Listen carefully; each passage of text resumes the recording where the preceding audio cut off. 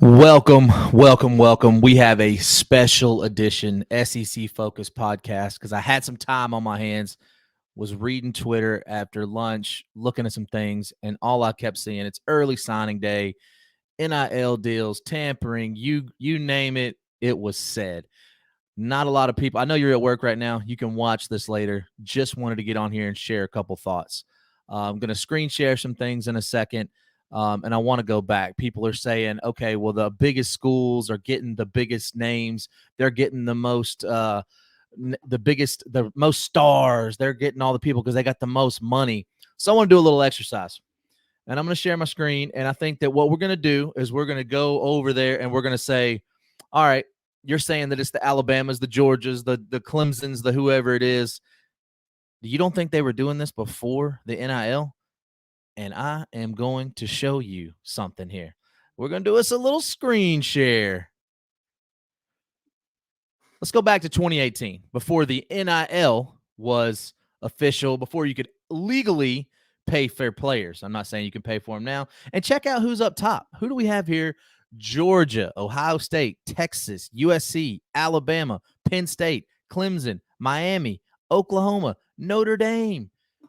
Stay with me now because we're not done. That's 2018. So everybody agrees that's before the NIL was legal, right? The rich getting richer. So check this out. We'll go 2019. 2019. Who do we see? Alabama, Georgia, Texas, Texas A&M, LSU, Oklahoma, Oregon, Michigan, Florida, Clemson, Auburn. I mean, those names all sound familiar to everybody because we're going to keep on going. Let's go to 2020, the year of, everybody knows what it was, the pandemic year. Who's number one? Georgia, Alabama, Clemson, LSU, Ohio State, A&M, Auburn, Texas. Are these names starting to sound familiar to y'all yet? We got Florida again, Michigan. Look at Tennessee, right outside the top 10. Not even worth a mention. I didn't even want to scroll down that fast. So then we go to 2021, right? 2021. This was the year before the NIL was done. Who do we see? We're all shocked. Alabama, Ohio State, LSU, Georgia, Clemson, Oregon, USC, A&M, Notre Dame, Oklahoma. Now let's get into the first year of the NIL when it was legal. Who do we see? And everybody made a big deal about this. A&M, they bought their class. Nick Saban was going on saying all the words about them. They bought their class. They paid this. But who's in second? Alabama, Georgia, Ohio State, Texas, Penn State, Notre Dame, Oklahoma, Michigan, Clemson. All these names sound familiar to you? We've gone back to 2018. Now, let's go to this year, 2023. Let's see if we see a theme here, ladies and gentlemen. 2023. Who's number one? Alabama, the third highest rated class in the history of recruiting this year. The same guy, Nick Saban, that was saying that Texas A&M was buying all their players, right? But his guys were getting NIL, but they're doing it the right way. But now I'm sure it's all clean and good. Who's number two? Georgia, Texas, Miami, Oklahoma, Ohio State, LSU, Notre Dame, Tennessee, and Clemson. You saw the teams, the same teams littered throughout. You had some, like Tennessee was outside the top 10 in a few. All of a sudden, they bounced up in the top 10 this year. You know what that means? They got the bag right, ladies and gentlemen. They got the bag right because, look, they got the number 4 recruit in the whole class, and Nico, not even going to try to say his last name. He had an enunciation lesson yesterday. He's practicing with the team. Still not going to try to say it. But here's the deal. Everybody that's saying, here's the way it goes down. I saw it a million times the last 2 days. If a 5-star recruit commits to your rival school, oh, they're cheating. They're cheating. They got paid to go there. 5-star commit to your school. We had the relationship. We did it the right way. We're going to get them NIL once they're here. Listen, do I think the NIL is the best thing for college athletics as a whole? Probably not.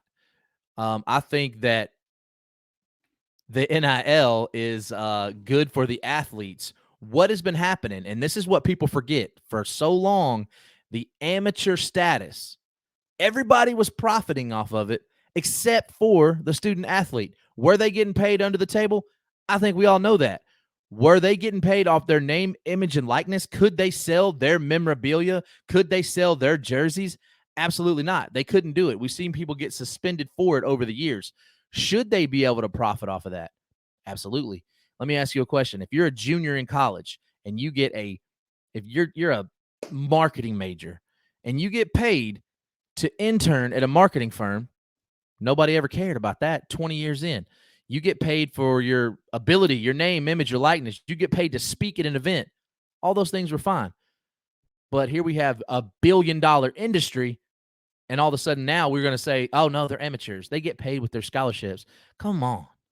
And now everybody's saying, well, we got to put some rules on this thing. Okay, well, what are they?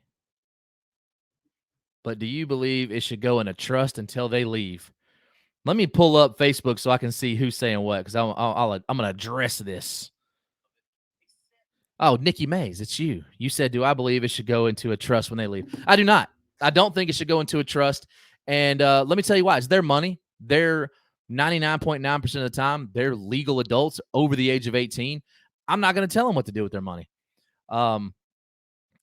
Mark said, I wish I had NIL when I was in college. I didn't have much money for me because I was not able to work.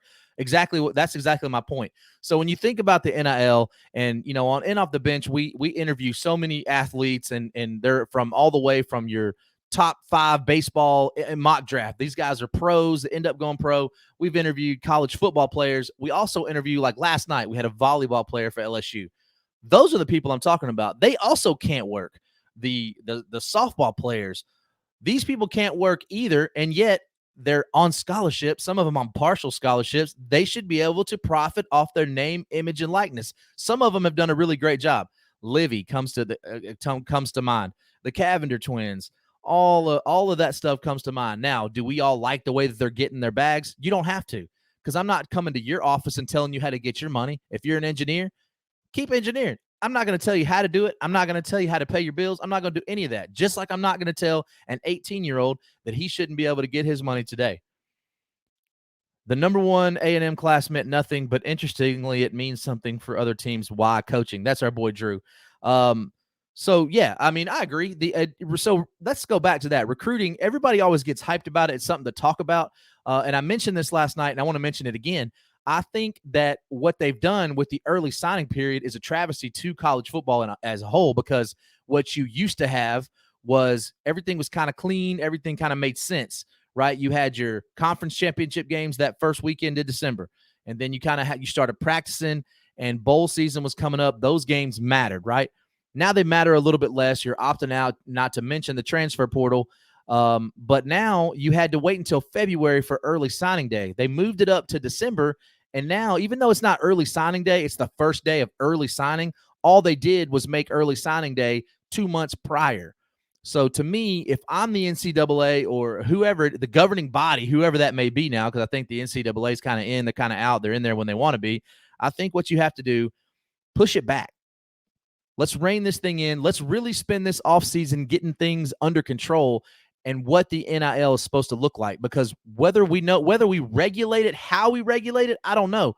But there has to be some kind of rules to this thing, right? You got coaches out here saying my players are being tampered with. You got Mack Brown coming out and saying they offered Drake Mays $5 million, 2 different schools. He knows who they are. He's not going to share the information. Mack Brown, if you want it changed, share the information. I'm not saying be a snitch. I'm saying if you truly want the sport to get better and you want it to stay its amateur status and you want everything to go, by the rule book, you got to call them out. Let's just name a school. If it's USC coming and saying we're going to give Drake Mays $5 million to come play here and he's not even in the transfer portal, call him out, Mack Brown. You've been in this game a long time.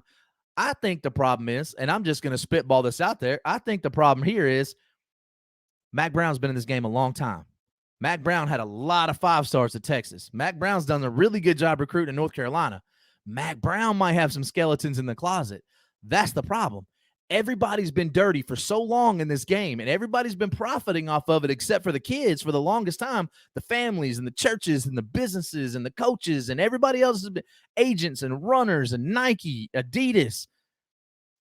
Now everybody's too scared to say, well, they're doing it dirty because they've been doing it dirty the whole time. Everybody's got dirt. Everybody's got 20, 30 years of dirt on these coaches and these runners and everything. So I think that for me, look, Mac probably been handing bags out. Look, I'm not saying that Vince Young got paid, but I'm saying Vince Young probably got paid. That dude was amazing in college, right? He had probably the best national championship game we've ever seen when USC and Texas went up. Drew brought up a good point about coaching. I don't share the same sentiment that Jimbo can't coach because I think that's pretty silly. I don't think that that's the guy's a national champion winner, and then you say, okay, well, that's because he had Jameis Winston, but then you come back and say that the talent didn't matter because it has to be good coaching. Well, you can't have one without the other. So either he's a good coach that gets the 5 stars to play well, or he only wins because of the talent. They can't be mutually exclusive. You know what I mean? So I just wanted to come on here and talk about that. The same names that we've seen, I think 6 or 7 of the top 10 of the last 5 years, they're all the same. It's the Alabamas, it's the Georgias, it's the Texas, it's the Oklahoma, it's Ohio State, it's LSU, it's Notre Dame, and that's not going to change. The rich are getting richer. Don't anybody mistake that. Alabama made the big stink last year, and the biggest gripe that I had with Nick Saban calling out Jimbo Fisher, and everybody jumped on Jimbo, oh, he's paying players, because Nick Saban gets a pass. He gets the benefit of the doubt. And then the very next recruiting season, he has the number 1 class, the 3rd highest ranked recruiting class of all time. But we're supposed to think that's all in the clear. The whole thing's, let's just call it what it is. This has been the semi-pro game. This has been the AAA to the NFL. They're putting 2,200 players, in the NFL. 65% of players are coming out of the SEC going into the NFL. Look, we can call it what it is. People been getting paid for a really long time. People are going to keep getting paid for a really long time. I would just caution everybody as well that when you step back and look at it, just because a guy picks another school, look, the DB Bowen, he flipped his commitment to Oregon yesterday, and then today flipped it again to Oklahoma. So the same Oregon fans yesterday saying, oh, no, we just worked the relationship. We got him to flip because he wants to come here and win. Today are saying Oklahoma, they gave him the bag. They paid him. This is illegal. Everybody's a hypocrite when it comes to the recruiting game. Everybody's paying. Let's just call it what it is. Nikki May says Oklahoma found the extra cash, and that is very, very true. Very, very true. My boy Mike Hughes, I missed what he said. He said, I'm watching now at work. It's Randy Jowers. He even called me handsome. Thank you, Mikey. I love you, buddy. So I just wanted to go back. Let's do a little bit more research here. We went back to 2018. Let's take it back. Let's go back to 2012. Let's see what that looks like. I'm going to bet you it's the same damn teams. What do you know? It's Alabama at number 1, Texas number 2, Florida number 3, Florida State with Jimbo Fisher, Ohio State, Michigan, Stanford. Man, that one hadn't been in there. USC. I mean, the names are all the same. Georgia at number 9, Miami. And then the names are all the same. You look down, you start seeing outside the top 10. There's LSU, there's Oklahoma, there's Oregon, South Carolina. That is a surprise. Tennessee, number 19. I didn't even want y'all to see that. That's embarrassing. Anthony Handy said everybody's pointing fingers because they're mad they're not winning. 100%. Anthony, I 100% agree with you. That's kind of my point. If a player commits somewhere else, the other team's cheating, but if he commits to you, you did the right thing. No. Just like in the business world, you don't always get to the top without stepping on some toes. Same thing in college football. Same thing in college basketball. Now that you have the transfer portal, now that you have the NIL, all that did was bring a lot of this to the forefront because this stuff has been happening. If you get a chance to talk to a college coach, if you get a chance to talk to college athletes, somebody that's been there, maybe they're out of the game now, and have them be honest with you and off the record conversation, trust me when I tell you, this has been going on a lot longer than the NIL has been around. It's been going on a lot longer. The transfer portal, all that other jazz, this stuff's been happening. It's just to the forefront now. So we can sit back, we can complain about the way college sports are now. And I think that if you really were to take a step back, look in the mirror, you would say, you know what? I just wanted to believe the fantasy that these were amateurs and they were playing the game because they loved it and these coaches were doing it for the kids. We got to let that go. This is a business. You look at the TV contracts the SEC signed. You look at the TV contract that the Big Ten signed. You look at the TV contract that even the AAC signed that was for almost $1 billion. They're a G5 conference. They're losing even more. That tells me that it's never been about the kids. It's never really been about the education. It's been about the dollars. And the sooner that we can all come to grips with that, the sooner we can really respect it for what it is. Because guess what? We're still going to watch. We've known for the longest time that the NFL was they didn't care about the players, right? They make this mock scene about concussion protocol, but then things don't change. They have all of the concussions and we talk about it a lot with depression after the fact and CTE, all that stuff. But what are they doing to really fix it? You know why they're not fixing it? Because it's the money, and people are fiending to get that entertainment. So you look at the TV ratings, what dwarfs it? The World Cup, they just had the finals. The NFL regular season still dwarfed it. So the NFL's king, college football's king. Those two things aren't going to change. That's why you see it. There's so much money in it. You're going to keep seeing the Alabamas. You're going to keep seeing the Texases. You're going to keep seeing the Floridas, the Michigans, the USCs. They're all going to stay up there. Oklahoma. You're going to keep seeing it happen. And I think that we just got to be honest with ourselves again. And just because a guy doesn't pick your school doesn't mean that it was all done dirty, because guess what? Your school probably tried to get him dirty too. Now, is the NIL made to lure kids to school? No, it's not. By the letter of the law, you're not supposed to be able to offer them an NIL deal to come to your school, to entice them. Is that happening? Of course. And then what's the letter of that law? If I go out and I recruit Bryce Young, if I go out and I recruit whoever it is, Desmond Ricks, or if any top level player, Arch Manning, you don't think that Arch Manning had an NIL deal lined up before he committed to Texas? You don't think Arch Manning would have had an NIL deal no matter who he committed to? Of course he would have. So does Nico. Everybody wants to throw out the $8 million number, but the thing about it is, for me, prove it. Show me something on paper that these kids are getting $8 million. Nobody has been able to do that yet. Show me on paper where people are offering them NIL deals to get them to come to their school. Show it to me. That's what I need to see, because for me, the burden of proof has got to come from the accuser. So if you are a Vanderbilt fan, Chris Keenhold, and you're saying that all these schools are cheating, well, you're accusing them of cheating, so let's prove it. If you're Mac Brown saying people are offering my quarterback $5 million, let's prove it. Let's get it out there, and the sooner we get there, maybe we come to some kind of resolution. Nikki says Quinn Ewers had one with OSU before he signed. He absolutely did. And then where do you go with that? Do you say, all right, Quinn, now in, I think it's 22 states, you can have an NIL deal in high school. So let's say that you're Quinn Ewers and you have one in high school. The same company wants to offer you one in college. Now, are the collectives funding it? Of course they are. Of course. They're considered boosters. But what's stopping them? What's the regulation? Somebody tell me what the structure should be to where we can make this structured, right? Because right now it's the Wild Wild West. Everybody's out there throwing bags, and it's all out on Front Street. You got Mac Brown. You got guys out here. You got Jimbo Fisher, of all people, today coming out and saying the NIL is a joke. This is just college athletics. Now, to Jimbo's credit, he has said since last year he did not buy that whole recruiting class. I don't think anybody believes him. But I guess my question to everybody is, why is it that when Jimbo Fisher says it, or when Lincoln Riley says it, we don't believe him? But when Nick Saban says it, we do believe him. When Kirby Smart says it, we do believe him. Benefit of the doubt, right? When Lane Kiffin says it, we don't believe him. We think Lane Kiffin's a job hopper, even though that's been proven over and over it's not true. So my caution is always, just like I tell my kids, like I tell anybody that'll listen, perception is not reality at all times. So just really step back and look at, because if you think Jimbo's cheating and you think that Lane Kiffin's cheating, you think that Hugh Freeze is cheating because he came in 2 weeks and got a class from 55 to in the top 18, man, come on now. Come on now. That's a good job. And if you're saying that he's doing it just with NIL, so he's not really doing it, that's how you do it these days, right?